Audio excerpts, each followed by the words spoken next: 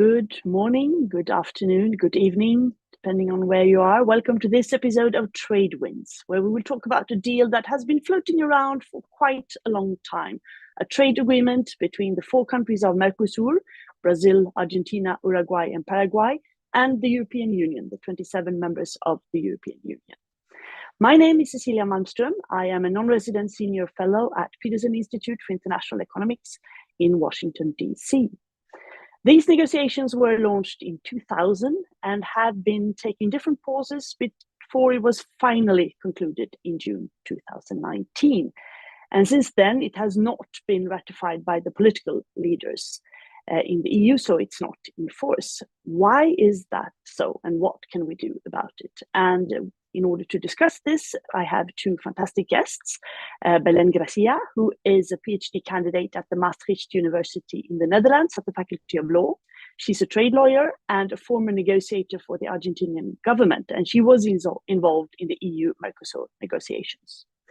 And from Brussels, we have Rupert Schlegelmilch, Deputy Director General at the Director General of Trade at the European Commission in Brussels, also involved in these negotiations and today responsible for EU relations with the Americas, that is US, Canada, and Latin America. So you're both very welcome.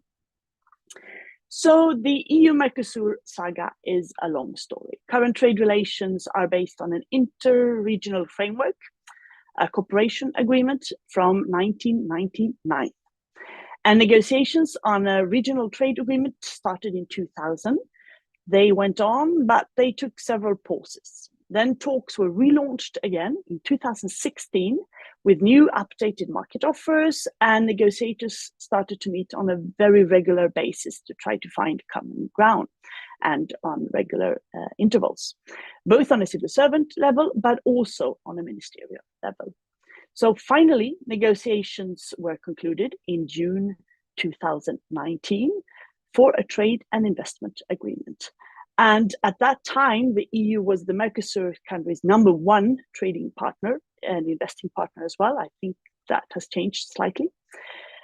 The agreement, and for full disclosure, I was in the room where it happened, is a trade agreement in the classical way. It addresses all topics that are usually in a trade agreement: tariffs, non-tariff barriers, rules of investment, intellectual property, food safety standards, competition, good regulatory practices, public procurement, improved conditions for small and medium-sized enterprises, and joint values such as sustainable development, workers' rights, fighting climate change, etc.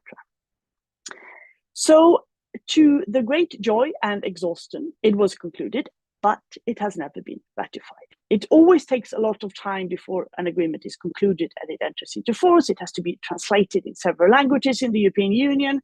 There's a legal scrubbing. There is the process of getting it through the legislators, both in the EU and in the partner countries. But here we have some political hiccups as well. There has been discussions on forest protection, on agriculture, on public opinion, etc. And in some countries, also the national parliaments have raised serious concerns. But lately, negotiators and teams have started to meet and to exchange different viewpoints, different documents, to see if finally this could come to an agreement. So talks are ongoing, and they have been facilitated in Brazil by the arrival of the new president, President Lula, who has announced new protective measures for the Amazonas. This was an issue of great concern for many European citizens and governments. So there are hopes that this could possibly be concluded by the end of the year during the EU rotating presidency in the European Union. Is this the case? And what would it take? This is what we're going to discuss with our guests today. So how is the discussion actually ongoing in Europe, Rupert? Well, thank you, Cecilia. Thank you for this good introduction of all the issues which are out there, or many of the issues which are out there. Well, let me say the discussion in Europe is picking up speed again, because there is more attention to the fact that we might actually get to another point of closure here. and why we are here and not where we were in 2019. I think I can maybe say, stars have to align for agreements to be concluded, politically concluded. The stars were aligned in 2019, but then they drifted apart a little bit after that. And the mood in Europe to ratify the agreement actually turned a little bit sour, mainly by the fact that there was a lot of criticism about the policies of the previous Brazilian government when it came to protection of the forest. There were fires in the Amazon, you will all remember that. And it was clear that in this particular instances, a ratification would be difficult. Then, between 2019 and now, other things happened. And this is when we actually seriously, after the change of government in Brazil, went back to see what we need to ratify this agreement, also from the Mercosur side. And I'm sure Belén will say something about this. The stars were not as aligned as they possibly had been. New governments, different situation, lots of things happened. COVID happened, the war in Ukraine, the Russian aggression in Ukraine, and so on. The whole discussion of critical raw materials and dependencies. So some of the issues came back or were new, and they will need to be dealt with, and we are dealing with them now to make the stars align again. And I hope that we are pretty close to that. But this is the bigger picture, I would like to say. We are now discussing these issues. On the one hand, the sustainability issues, in particular when it comes to climate change. And from the Mercosur side, there are also some requests which have to do with the changes that we have introduced in Europe, in particular on autonomous legislation, forest protection, but also possibly CBAM, which in the Mercosur view, and again, I'll leave that to Belén, slightly change the picture. So that's a little bit where we are right now, and we have to see how to take it from there. Okay, thank you very much. I think we will elaborate on many of the issues that you mentioned, but thanks for setting the overall picture. Belén, in the 4 Mercosur countries, what's the general mood on this now? Are the stars aligned? Well, I think there's not a concrete answer to if the stars are aligned or not right now.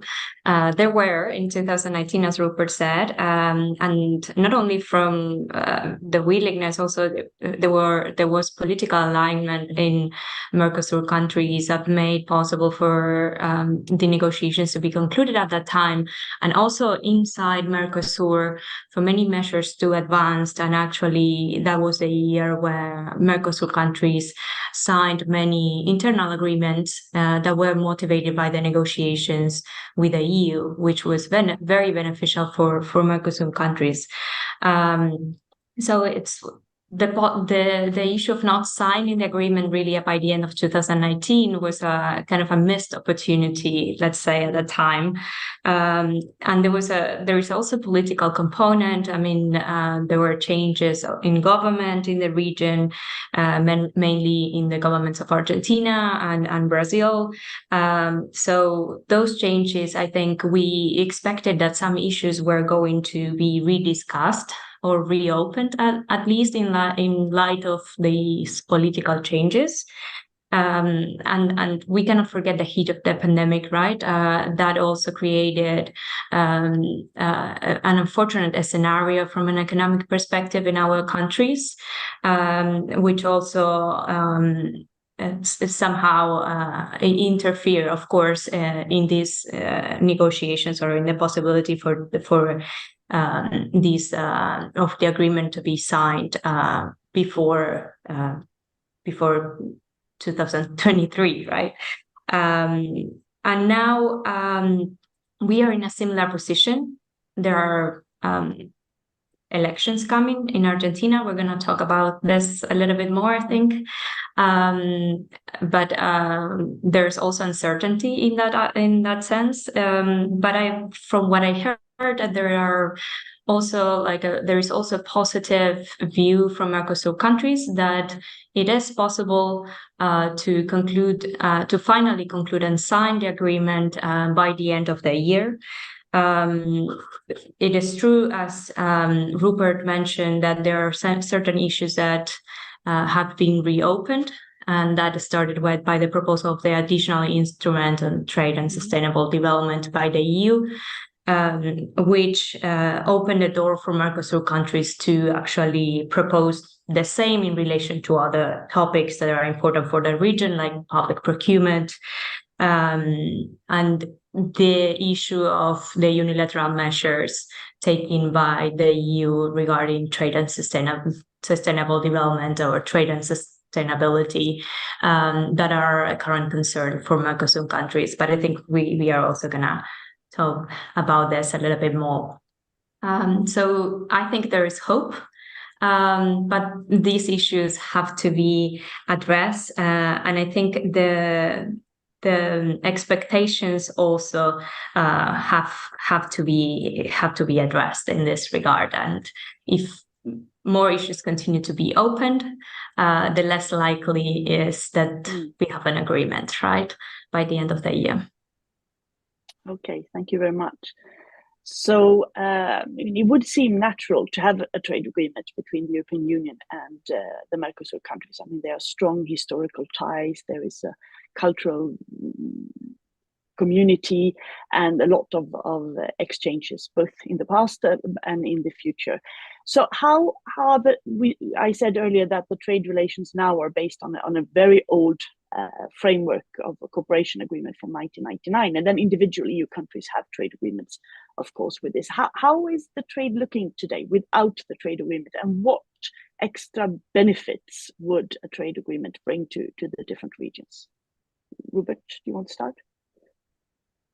Yes, thank you. In a way, you already said the most important point. I mean, it looks natural, given the very strong geopolitical rationale that in a more and more fragmented world, you actually get closer to your friends and allies who share the same values, partially some history, although the history was maybe not always a very happy one, given the colonial heritage, but still, we have enormous amount of tie and human capital, if you wish, between the two regions, which we need to exploit, which we used to exploit quite well, because for many years we were the #1 trading partner. We have lost that position to China. We are the main investor, which actually shows that the roots and the integration economically is still very strong, because investment creates trade and is a longer-term investment, no pun intended, than sending containers of beef or other material across the Pacific. But we also have to recognize that the tradition in the Mercosur countries is very different from ours when it comes to openness and trade policy. And this is, of course, reflected, and this is also where the gains are, in a relatively high tariff protection in key sectors of the economy. One of the reasons, if I may, for the openness to do this agreement with Europe was actually the recognition that this didn't, in the long term, actually work to make the Mercosur economies competitive enough behind the high tariff walls, and that the capital, the know-how, the investment, and the integration with Europe would also be beneficial, even if there were maybe an initial pain for the Mercosur country and the modernization of the economies. So the case is there. We would like to use these ties, our historical ties, but also the existing investment ties, to make these markets more efficient, to add to growth and jobs on both sides of the Atlantic. So that, in a way, is for us not very difficult to explain. All our free trade agreements are very successful. If you look at not only the trade but also the investment flows, which are growing quite fast, because people get the certainty that their components, the people that they need, all of this is on a stable basis. It will not change overnight. So the case is there. I don't have to make the case. The problem is really, what does it take? Or the issue is also to explain this, and I haven't talked about this, but one of the ratification issues is, of course, our constituencies, not the economic players, but the stakeholders in the environmental world, which I've talked about, but also our agricultural constituencies, who feel sometimes, rightly or wrongly, threatened by the economic power that the Mercosur countries represent in agriculture. I think we need to talk about that for a moment as well. But bottom line, I mean, the economic case, the historical case, the geopolitical case is very clear. Is that the same view from the Mercosur side, that it both brings, added value, increased investments and market opportunities, and that it also could spur regional integration efforts within the Mercosur countries? Yes, certainly, Cecilia. I agree with the links that Rupert pointed out, and I think this was quite clear. And is quite clearly reflected in the last CELAC declaration that was signed in July this year, where the countries in the region, including the Mercosur countries, reflected the links with Europe, with the European Union in these issues, especially regarding trade and also the fight and mitigation of climate change and compliance with multilateral environmental agreements. So I think that those links are still exist, as Rupert said, regarding the position of the EU as a trade partner, and that situation changed in the last 10 years for the Mercosur countries. Our main trade partner right now is China, but Europe is still an important ally and investor in our countries. So the situation is pretty much continue to be a very important ally for the region. And I think the agreement can certainly provide more certainty for enterprises to do business in both regions, right? Not only for European enterprises to do business in the Mercosur region, but also the other way around. And this is also related to these unilateral measures that we're going to talk more. And there's also an opportunity to foster more sustainable trade and the circular economy in the region. And I think the agreement can certainly be a tool to foster that. The region is full of innovative and creative entrepreneurs that are trying to find ways to transition actually to more sustainable trade, to a circular economy, and to promote economic growth while taking care of the environment and of our natural resources, and many times against all odds because of the financial and economic or regulatory conditions that entrepreneurs in the region has to face. So I think the agreement can certainly be an ally in that sense and provide a good tool to foster this transition in the region as well. And as you said, and as I mentioned previously, the agreement already has been an incentive for Mercosur countries to agree on issues like public procurement or investment facilitation, also technical regulations, issues that were installed for many years. And so that's certainly a good precedent. Well, it sounds like a no-brainer, and there was actually a deal. I mean, hard negotiations on agriculture is present in all free trade negotiations. Of course, in the end, you get quotas. Nobody's really happy, but in the end, you can live with it. So if we start to look a little bit at the problems, what actually would it take? We have agriculture, then we have the forestry, the protection of Amazonas on the one hand, but also on the unilateral measures that EU has decided on deforestation, etc. We have the CBAM, which is the carbon border adjustment mechanism, just entered into force on the first phase, where companies need to report the extent of carbon emissions in their trade with products such as steel, aluminium, cement, fertilizers, and so on. And in 2 years, there will be a fee or paid to that, and many countries have raised concern. But the issue is, of course, to eliminate carbon leakage. So if we look at these issues, what could be the way forward, Belén, from Mercosur side? Or what would be the strongest demands, but also what are the openings? I think if you look at the new EU regulations, especially the CBAM or the regulation deforestation free supply chains. As you said, this regulation, for example, it requires that European importers of certain products such as, for example, soy, beef, cocoa, have to ensure a deforestation-free supply chain, and in practice, to buy only appropriately certified goods. That we still need to see what does that mean, right? But this will certainly have an impact on production methods and in their documentation, and it will affect cost for suppliers, countries, and Mercosur countries are one of those countries.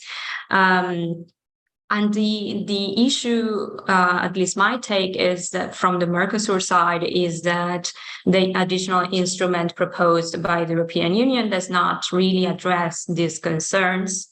Of course, it is not the aim of the additional instrument. It's just to clarify certain commitments that were already included in the trade and sustainability chapter, which, by the way, is a robust chapter, and is a chapter that includes binding commitments, because there are some criticisms that point out the non-binding character of the obligations included, which is not correct. If you read the agreement, the provisions included in that chapter are actually binding. There might be an issue with enforcement, but the provisions per se are binding.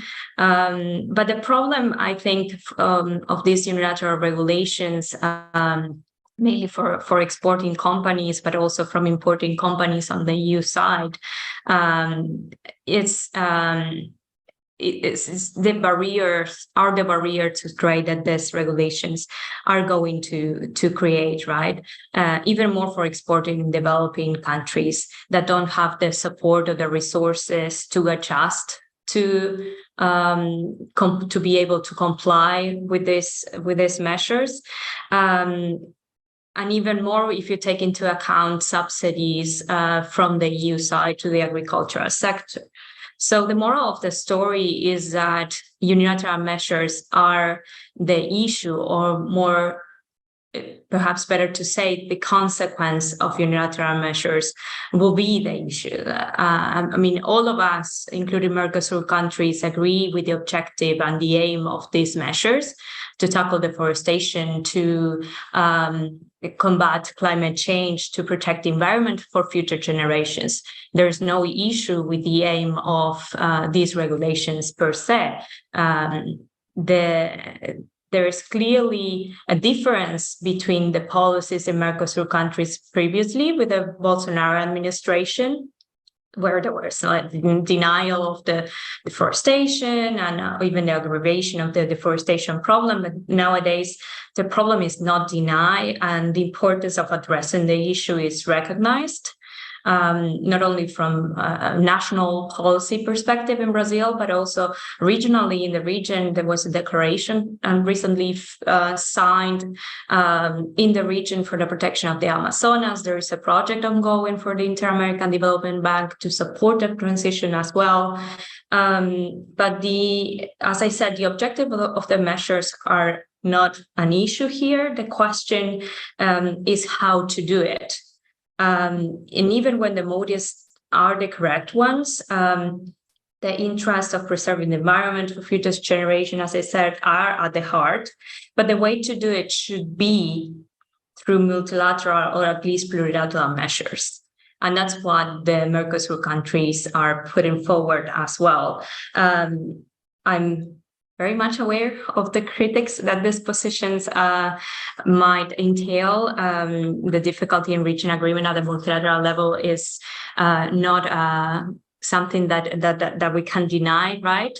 But when you're trying to negotiate a trade agreement with a trade partner, it's at least unfortunate that one of the parties is or will implement measures in parallel that are going to make trade more difficult for enterprises in the region, when the main objective of the agreement is actually to promote or facilitate trade, right? So in that context, I think if the parties are reopening issues, then it would be only fair to include a special agreement on how to implement these type of regulations, for example, on cooperation on these issues, on special transition periods, that will make sure that the objective of the measure is being addressed, but at the same time won't imply a barrier to trade for the countries in the region. So that's, I think that will summarize my view in that issue. Well, that's quite complex. Rupert, how do we solve this? Yes, thank you. Maybe by before Christmas. Yes, well, but maybe by saying that I think it's already very good that we agree on the objective of these measures, and we never forget that honestly the deforestation regulation and some of the unilateral measures or autonomous measures were born from a certain frustration also with the previous government in some of the Mercosur countries that nothing was happening. We now have a completely different situation. We have governments who cooperate and who have a very high ambition actually on deforestation. So what the additional instrument is trying to do is maybe just say a little bit more what effective implementation of Paris or what the commitments at COP26, the Glasgow Declaration, what that actually means without having really new commitments. But of course, in the meantime, these other measures, our measures, which are well intended, but sometimes obviously not so easy to implement, I will be the first to admit that it's not so easy to track land plots, especially when goods are like soybeans, which are not sort of a container, but they are put together in bigger consignments, etc. So I think what we need to do is to make sure that the implementation of this regulation, which is law, which has been obviously adopted by the Parliament and Council, and no trade negotiator can change that, but to make sure that it actually works as we intended it to, which means that it's not restricting trade in a way that would make the Mercosur partners really unhappy. And this, first of all, means to have a measured approach on the due diligence aspects to help. Tracking and tracing nowadays with the technology as such for big players is not a problem. The Brazilian beef industry can do it. The Argentinian soy exports are tracked because of the fiscal revenue that they get from that. I think it's more an issue for many of the smaller producers who don't have the means, the technology, and the experience how to deal with that. And here, I think one message that we are clearly passing is we will we will help on this. We have projects ongoing, pilot projects, and we will also make sure that there will be the necessary expertise available to implement these measures in what I would call a common sense way, because the Mercosur countries are not interested to try to circumvent these measures or import and then get a bad reputation. Let's not also forget that we are a very small part. It's very, very simple actually to make sure that what goes to Europe doesn't come from maybe some more contested areas, because the bulk of the commodities we're talking about goes elsewhere. That might be unintended consequences, but of course you can always ship your stuff to China. But that's not the idea either. I think the Mercosur countries will, from all I know, make a good faith effort, but they also want our help and they want a reasonable approach in doing all of this, and not an overly burdensome regime which just makes it not economically viable any longer to export to Europe. That's, I think, the approach that we are taking, and some of that is actually under discussion. I can be very transparent here. Some of that is under discussion in the cooperation discussions we're having as part of the additional instrument, and also in the question of is there a link between what we are doing here and the assessments under the regulations? Well, that sounds, thank you for your transparency. It seems like at least there's an attempt to solve these questions in a reasonable and pragmatic way. You have both also referred to agriculture and public procurement issues, but is there really a case for reopening that part of the agreement as well? Would that be a requirement to get it through the different parliaments on both sides? Belén? I think I should take this question. Or Rupert, yeah. Belén? To my knowledge, there is the case to reopen the discussions regarding especially public procurement, which as you know, it's very important in the region. It's very important for every state, but in the region in particular, also to foster some sectors in our economies. So I don't I'm not currently involved in the negotiations, so I don't really have knowledge of the exact proposals that Mercosur countries are putting forward. But I do know that public procurement is a big concern for Brazil and Argentina in particular. So I think this is another issue. Perhaps, I don't know, Rupert, how much you can say about this, but to my knowledge, I know that this is something that is being currently discussed. And as I said, it's only natural that if you reopen the discussions of certain part of the agreements, that the other party is going to put forward the reopening of other parts of the discussion of about other parts of the agreement. So I think that's just a natural reaction. Let's hope that these issues can also reach an agreement by the end of the year round. Yes, I think, Belén, you're right. And this is also the danger of some of these discussions. The agreement in 2019 was a very delicately crafted balance, and Cecilia knows all about it. And of course, what happened then is actually the EU was first asking for more clarity, maybe not for new commitments, but for more clarity, what does it actually mean, effective implementation of Paris and so on, which are, in our view, were more interpretations. But of course, the question is then always, well, that might or might not affect the balance in one way or the other. But what really happened on top of the forest fires that we talked about is, of course, also we had COVID.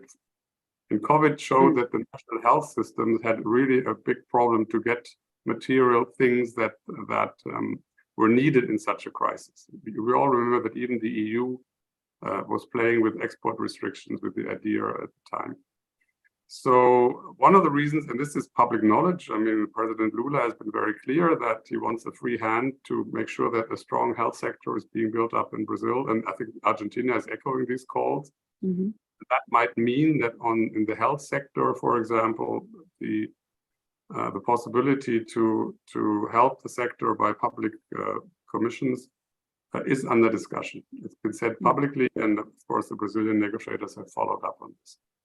So what I do think is important is that we avoid this word that everything can be reopened, because this will lead to this downward spiral.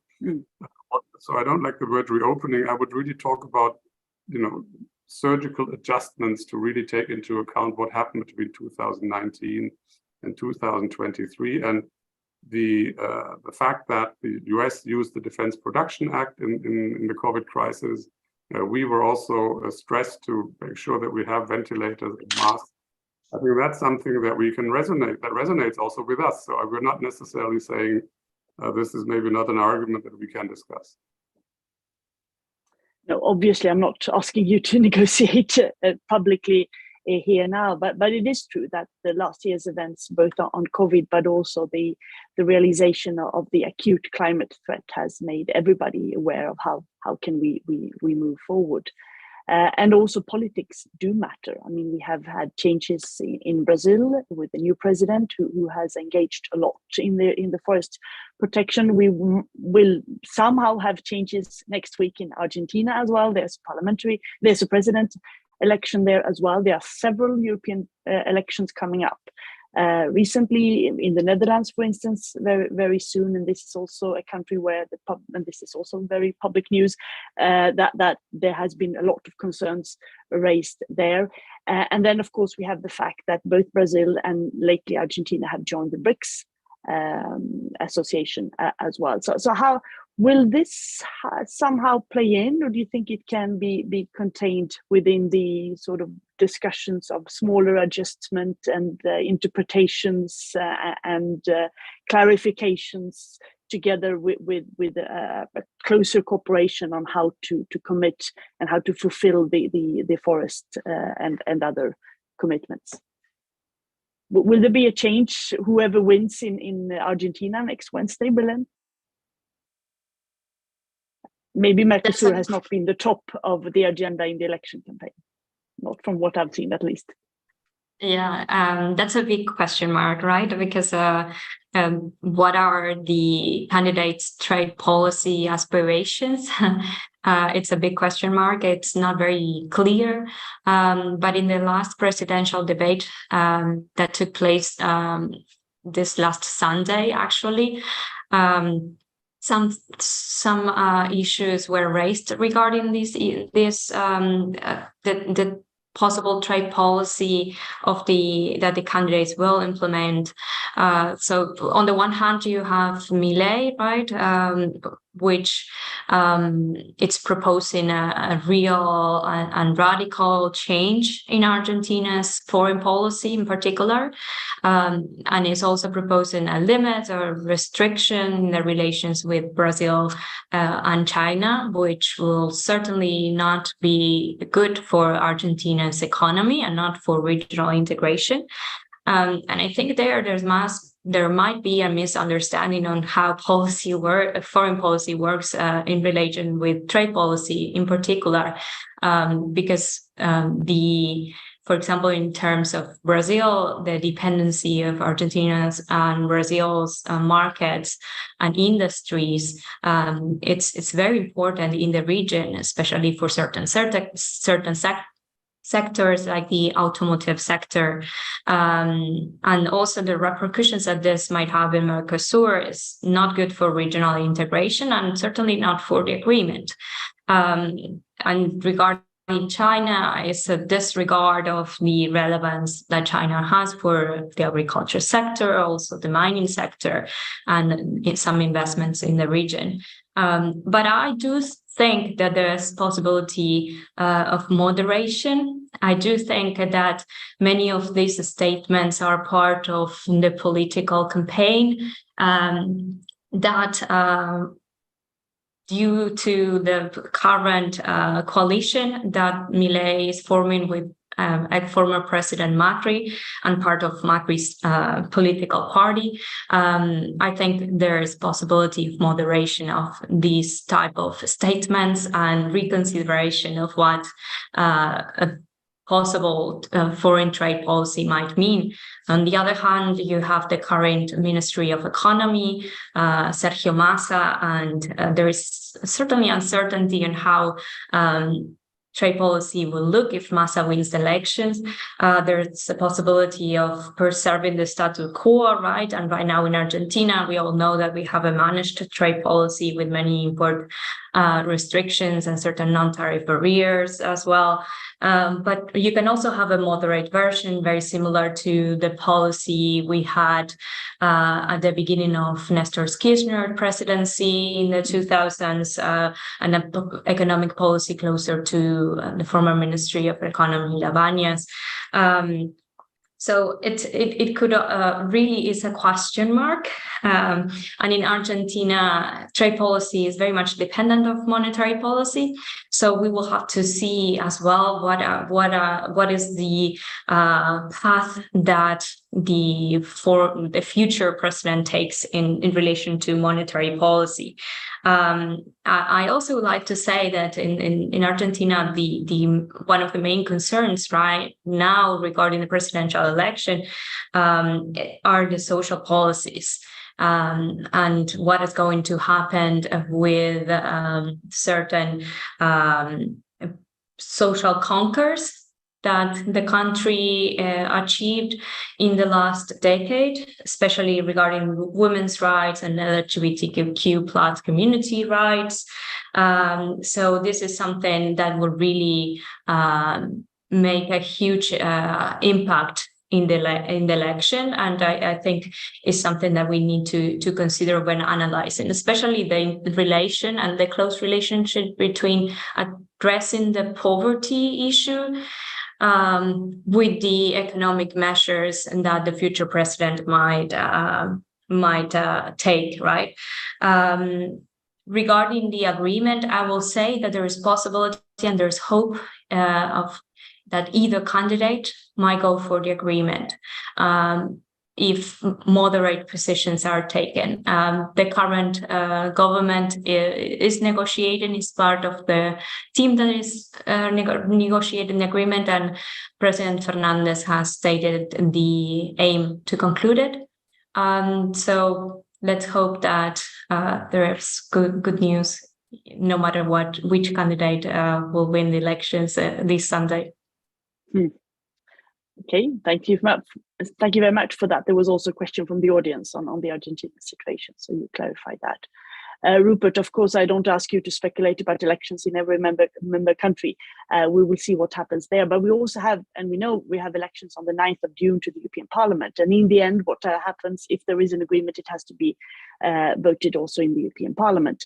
And there will be a new parliament coming after that, and before it has installed itself and so on, we will, there will be some time. So is there any chance that this could go to the current European Parliament, or are you more planning for the incoming one? And then we could, we have to wait until the autumn for a vote next autumn.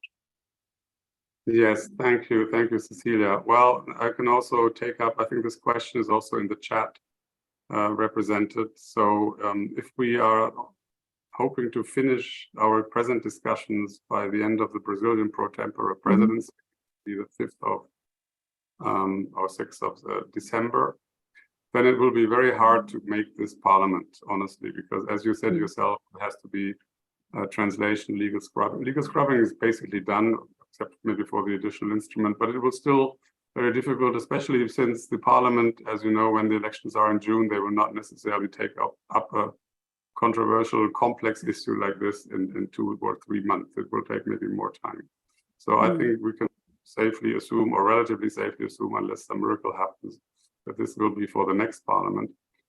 But of course, the domestic debates and also the parliament debate will not necessarily change. There will be a strong call for sustainability. The European Parliament has always been a strong defender of sustainability. We see that every day.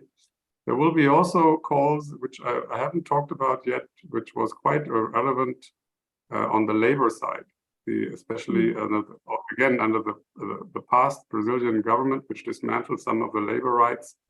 There is a strong labor chapter on the implementation of the ILO conventions, and the socialists in the parliament will certainly also take a very close look on what we are doing there. So these issues will come up. But I do think also that there is a good sense, when we've seen this in my past discussions over the last month with critical parts of the European Parliament, there is a broader sense of the geopolitical responsibility we have here. That this is not just a trade agreement, and we're not talking a lot about the association agreement elements, the cooperation on science and development, all the other issues which are there, circular economy, environmental issues, and so on. So I think these aspects in the political debate will play, and given the state of the world today, if I may say so, they will hopefully play rather strongly also in the European Parliament, in particular if we manage to address the concerns that have been very vocal that I just mentioned: environment, labor, and of course agriculture, which we'll have to see whether we have the means to possibly work on any possible negative effects, because this is a big concern for our agriculture constituency, although, as I said, we think that this will be manageable. Yes, and one additional element in the current debate, which is very geopolitical, is of course the realization of the huge need that all of us have for certain metals and rare earth, which will be key to the green transition, key in the digital transformation. And if we're talking about magnesium, lithium, nickel, cobalt, copper, etc., and where the European Union has realized that we are very dependent on one actor here who produces, who processes, and who owns a lot of the mining and thereby the metals. And of course, I think only a night ago, the European Parliament and the European Council agreed on a proposal on the Raw Material Act, where it also says that not only should Europe try to see what can be done on the European continent, but also seeking broad agreements and cooperations, throughout the world in order to differentiate and to diversify the great need that we have from China. So, and of course, these metals, some of them are very present in Argentina and in Brazil as well. So this is an additional element, of course, of geopolitical cooperation independently of the trade agreement, but which could reinforce the sense of urgency, right?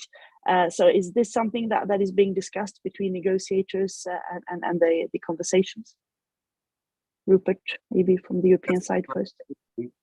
Directly respond to that. I think obviously the critical raw materials discussion, if I would call it, permeates also our discussions. What I think we need to avoid is that we get into a narrative that we are in this discussion to make sure that Europe has access to these raw materials, wants to extract them as cheaply as possible, and then transport them to Europe to build new batteries and things. The discussion we're having is quite different. The discussion that we're having is, what does it take to not only extract these minerals in a sustainable fashion, but also to process in the Mercosur countries? Because it's this myth that we are neo-colonially only interested in getting the raw material, which is not correct. We actually, and this is something few people probably know, we make more money in selling the advanced machinery and processing equipment and know-how than by actually extracting the stuff and processing in Europe. Because we are not necessarily in the first parts of the supply chain very strong, and we will not be very strong. We are really the high sophisticated ecosystem, what you need to actually have a functional industry, be it cars, be it batteries, be it whatever. So we have an interest to empower the countries who have the raw materials to start processing, and because this will also open markets for many of the things that we want to export. And this is exactly the discussion we are having. We have them with Chile in the last discussions of the free trade agreement, which we'll hopefully sign in 4 weeks.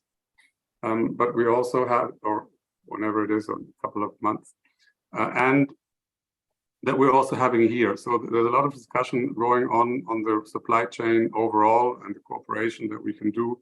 The instruments like Global Gateway, how much do they actually lend themselves to unlock the necessary financing? And it's honest, and Belén can talk to this, it's very difficult to get anyone to finance lithium processing in Argentina these days because of the track record of some of the past investments. And the difficulty is to get your parts because of the what she called managed trade, which means you cannot just import your parts because if there's no foreign exchange available in the central bank, you have to wait sometimes. So all of these things come together in one discussion, which is much more than just having access to raw material. Belén, do you want to comment on this? Yeah, I think the point that Rupert made, it's very important because it's often when these type of discussions arise, or especially in our countries, there's always sensitivity, and there's something that is a real concern in societies in our countries as well. And it's, as Rupert said, it's associated with neocolonialism and the environmental problems also that mining has caused and is causing in our countries as well. But I will definitely say that the agreement contains reference of sustainable supply chains in the trade and sustainable chapter. And it's also included in the proposal that the EU made, and there is a reference as well in the counter proposal of Mercosur countries. So I definitely think that there is framework for future collaboration, and there is room as well for bilateral agreements. And perhaps I would say addendums to the FTA in the future. I don't think it will be possible to include a chapter like the one that the EU negotiated in the Chile agreement, which includes a chapter on energy and raw materials specifically, because that will certainly reopen the whole negotiation of the agreement as well, which is something that neither party wants. But that is not necessary. It is not necessary to do that. The agreement contains nowadays the necessary references to talk about technology transfer. We have a very good services chapter that is also important for this sector when we are talking about the transfer of technology, investments, and the financing of this type of developments. So I do think that the agreement can also help in this regard. Well, that's the beauty of free trade agreements, that they also, especially when they are embedded in an overall partnership agreement, that it opens possibilities for cooperation in so many new areas as well. You have answered several questions that have been popping up by your comments. They have touched upon these issues as well. There is a question on WTO by Alan Wolf, former Deputy Director General of WTO, who says, are there innovative provisions in the agreement that could be proposed by the signatories in broader settings, such as the WTO or in future regional and bilateral agreements? Is it too early to answer this, or could this be a way forward? You alluded to this sort of plurilateral agreements as well in the future, Belén. Yeah, I did. I certainly think that the TSD chapter that the agreement contains is one to look up. I mean, it's different from other free trade agreements, especially from the USMCA, because the USMCA has a particular mechanism which is not included in the EU-Mercosur agreement. But I do say that in terms of environment protection and considering the new provisions or additional interpretation clauses that are being negotiated, I will say that this is important for the trade and environment discussions that are taking place in the WTO, and that might be useful in that regard. Any thoughts on this, Rupert? Well, I think Belén has already pointed out that the approach we're taking on trade and sustainable development, and also what will be in the additional instrument, hopefully, if we get it done, which links, I think, also the cooperation in a stronger way to some of the means you need to implement these things, which is not necessarily WTO, but certainly for a multilateral setting, also for the finance discussion under the Paris Agreement, Article 9. There are certainly linkages you can make. How much that is rulemaking relevant for the WTO, we'll have to see. You know that it's very difficult to come up in the WTO with concrete rulemaking proposals these days. There's unfortunately very little appetite to do that. But the idea that some of these advanced mechanisms or commitments that we will have would also be relevant in a plurilateral setting is always in our mind. We actually have always been saying that bilateral agreements and what we innovate here should be building blocks towards a more multilateral, plurilateral approach.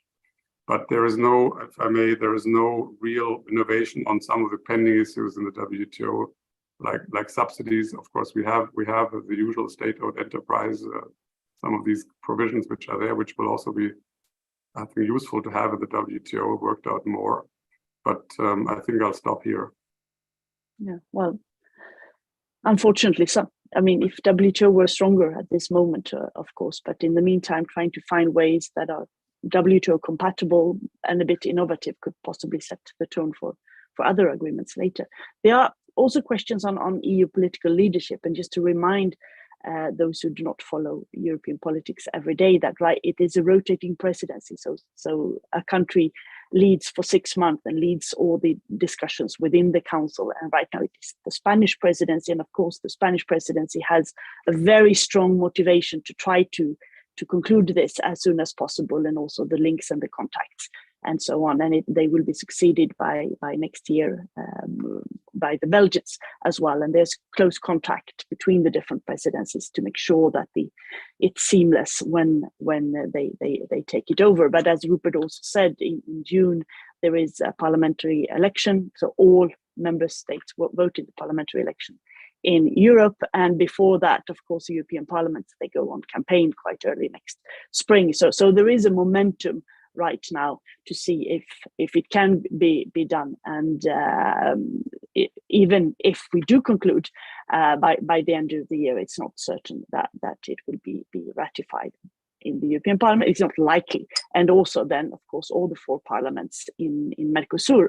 correct me if I'm wrong, Belén, also will have to ratify this. Is there a parliamentary debate on this, or has it sort of, are they waiting to see if it pops up a more concrete proposal?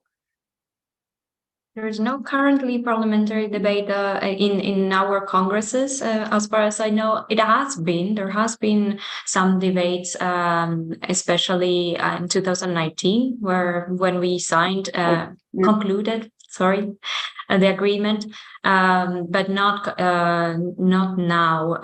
But there will be, and yes, the 4 countries need to ratify, and we'll see what happens if there is bilateral enter into force of the agreement or not. That's also something that needs to be considered. But I see, Cecilia, there is a question also regarding energy transition in the chat. Yes. Okay. Please. I think it's a very good question, and very interesting to see what's going to happen at COP this November as well, because it will definitely be not only I wouldn't say that demand, but a proposal from the Mercosur side to try to have more cooperation and some financial support in this energy transition. I think President Lula was very clear about that, and also to foster the protection of the Amazonas, how financial cooperation is needed in that regard. But I would like to say that this is also an issue and a conversation that we need to have inside our countries, of which resources are destined to actually support the energy transition, because currently, right now, and I can talk for Argentina, the subsidies that are being directed to support, for example, fossil fuel industries, could actually be redirected to support clean energy and the green transition. So this is an issue that needs to be taken into account internally when we discuss how to redistribute the subsidies that the government is currently allocated to support fossil fuels. Rupert, does this have a trade aspect as well that you would like to highlight?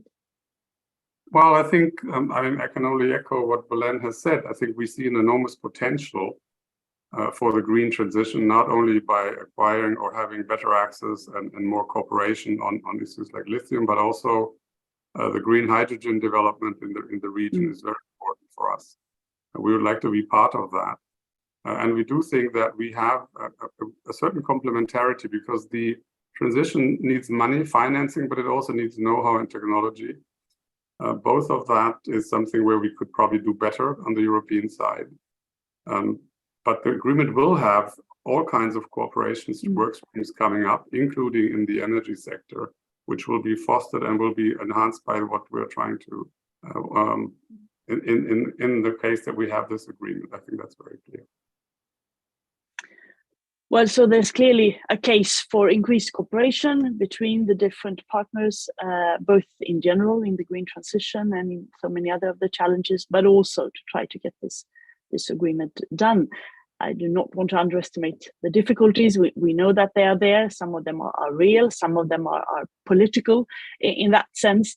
Some are technical and then maybe easier to solve. But from listening to you, I understand that there is an intense discussion going on different levels, and that your prognosis is that there is at least, and now I'll give you the last word to contradict me or to agree, that there is a fair chance that at least there could be an agreement by the end of the year. Is that a correct summary, Rupert? Yes. Am I too optimistic? Well, I mean, my job is to get it done, and I'm doing what I can, and I do think we have a good chance to get it done.